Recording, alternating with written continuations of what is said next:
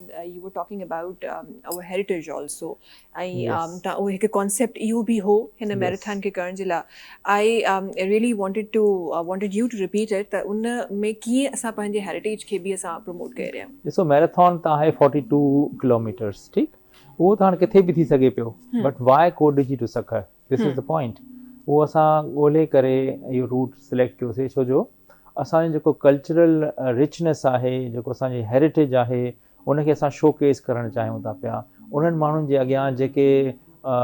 सॼे पाकिस्तान में कही करे ईंदा so they would start off at Kotdiji fort ऐं इनजी हिकिड़ी हिस्ट्री आहे हा उन खां पोइ वरी कोट बंगलो आहे उन खां पोइ वरी रस्ते में ख़ैरपुर जी शाह अब्दुल लतीफ़ यूनिवर्सिटी आहे that's a beautiful monument in it self ऐं उन खां पोइ फैज़ महल आहे मरियम तोप आहे मरियम कैनन चइजे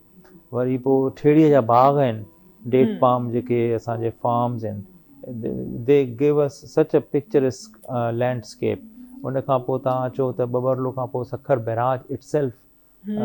आइकॉनिक आहे ऐं पोइ वरी जेको असांजो कैनाल सिस्टम आहे वन ऑफ द लार्जेस्ट हू क्रॉस कंदा ऐं पोइ सखर जो जेको मेन रोड आहे military road and they will end up at public school Sakar which happens to be my alma mater मां हुते पढ़ियो आहियां त इहो सॼो असां सिलेक्ट कयोसीं त स्पोर्ट्स ऐं एजुकेशन खे मिलायो आहे असां ऐं हेरिटेज खे त मतिलबु असां फोर्ट खां शुरू कयोसीं स्पोर्ट्स हली ऐं स्कूल में अचे फिनिश थी सो इन ते असां हिकिड़ी डॉक्यूमेंट्री बि ठाराई आहे हिन महिल उहा फॉर्मेटिव फेज़ में आहे इनशाला दैट विल कम आउट ऐं उहो असां प्ले कंदासीं उन ॾींहुं त माण्हुनि खे ख़बर पए त हिननि जी हिस्टोरिक बैकग्राउंड छा आहे इन्हनि मॉन्यूमेंट्स जो कॾहिं ठहिया it's a small documentary so that it will go along with the memories with the people who come here ऐं इहो त ख़बर अथव तव्हांखे अॼुकल्ह डिजिटल दौरु आहे जॾहिं तव्हां फेसबुक ते वायरल कंदा त माण्हुनि खे इहो ख़बर पवंदी त यार this is a peaceful land and such a beautiful landscape why not come here as a tourist so this will attract tourism this will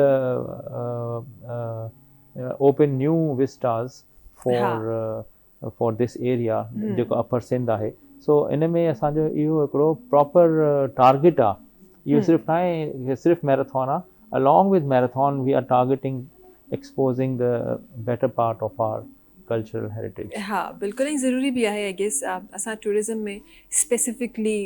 talking about Sindh असां थोरो सो जंहिं तरीक़े जूं शयूं असां वटि आहिनि असां उन तरीक़े सां प्रमोट कोन करे सघिया आहियूं एक्सपोज़ कोन करे सघिया आहियूं पंहिंजी शयुनि खे सो इवेंट्स लाइक दीस त असां वटि अहिड़ियूं शयूं एक्चुअली असांजी इन्हनि शयुनि खे बि प्रमोट करे सघनि थियूं इट्स 42 किलोमीटर्स हिकु वॾो हिकु नंबर आहे इन तमामु जॻहुनि ते ज़ाहिर आहे जॾहिं तव्हां उन्हनि तमामु रोड्स जी ॻाल्हि कयो था त इट्स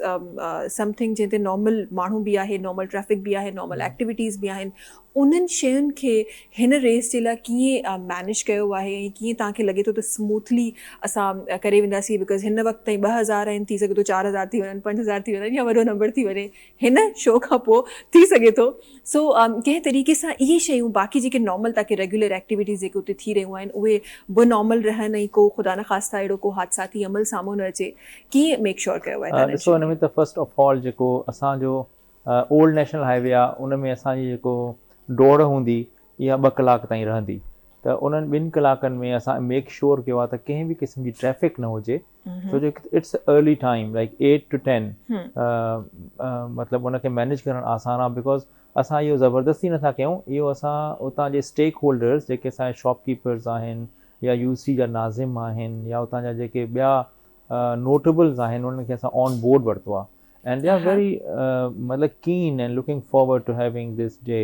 ऐं उन में हू चाहिनि था त हू असां आजियां करनि ऐं माण्हू अचनि त उन्हनि खे हिकिड़े डिसिप्लिन तरीक़े सां उन्हनि खे जेको आहे न इनकरेज करनि त असांजा इहे 2 कलाक जेके आहिनि न शुरू वारा जेको ख़ैरपुर शहर ताईं बल्कि ठेड़ी ताईं त इन में त असांजी ट्रैफिक जेका आहे न ज़ीरो करणी आहे ईअं न आहे त उते ई मोटरसाइकिलूं बि हलनि गाॾियूं बि हलनि ऐं रनर्स बि रन करनि नॉट पॉसिबल सो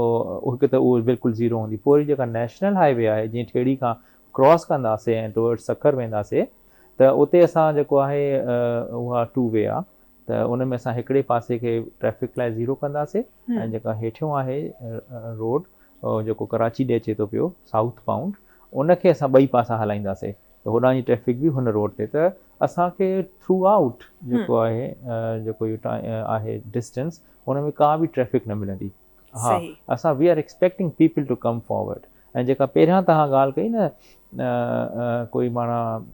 कहिड़ा माण्हू भॼी सघनि था, हा. त एक्चुअली न every one can run it, but ज़रूरी न आहे त को फिनिश करे. माना this is the message actually. सही. असां हर 5 किलोमीटर्स ते ड्रॉप आउट कैंप्स ठाहिया आहिनि. So those who want to अच्छा. drop out, they can sit there and sweep buses ईंदियूं जेके उनखे पिक करे ऐं पोइ एंड पॉइंट ताईं वठी वेंदियूं. सही. So similarly, like every 5 kilometer we have hydration camps जिथे उहो पाणी वाटर स्टेशंस हूंदा, उते ORS बि हूंदो, उते माना जेके रनर्स अॻिते वञणु चाहिनि था. ऐं आख़िर में वञी करे लास्ट 10 किलोमीटर्स में त असां उहे 4 कया आहिनि हाइड्रेशन कैंप्स. सही. So सही. we have enough हा. for everyone.